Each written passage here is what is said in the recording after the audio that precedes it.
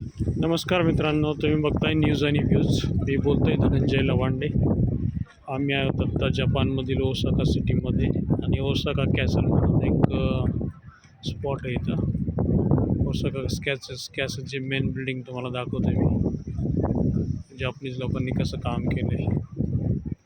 इथं टेम्परेचर साधारण 8 डिग्री आहे, त्यामुळे सगळ्यांनी जॅकेट्स वगैरे घातलेले आहेत.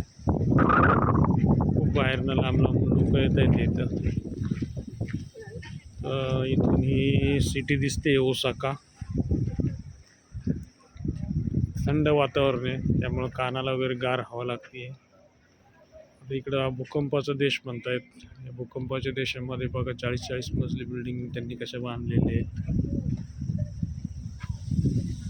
मोठमोठ्या कंपन्यांचे ऑफिसेस आहेत तिकडं. झाडांना वगैरे कसं जपलंय. सेफ्टी कंपाऊंड आहे. कंपाऊंडची क्वालिटी अशी मस्त आहे आणि की दणकट आहे, असं वाटत नाही ज्यात पैसे बिशे खाल्ले असतील म्हणून. टेंडरमध्ये करप्शन इथं जवळजवळ मला तरी शून्य वाटतंय. लोक खूप प्रामाणिक दिसत आहेत तिथली.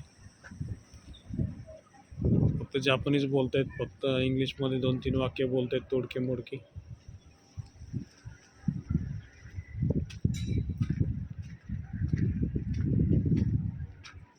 सगळं दगडामध्ये काम केलेलं आहे यांनी.